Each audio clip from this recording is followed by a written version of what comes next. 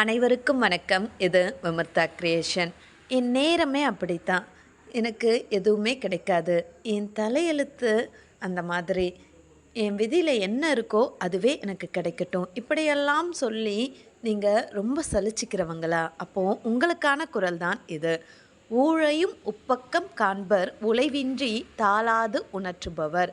அதாவது யார் ஒருத்தர் மனம் தளராமல் கொண்ட காரியத்தில் கண்ணும் கருத்துமாய் விடாமுயற்சியோடு உழைத்து கொண்டே இருக்கிறார்களோ அவர்களுக்கு நிச்சயம் அந்த காரியம் வெற்றி பெறும் என வள்ளுவர் கூறுகிறார்.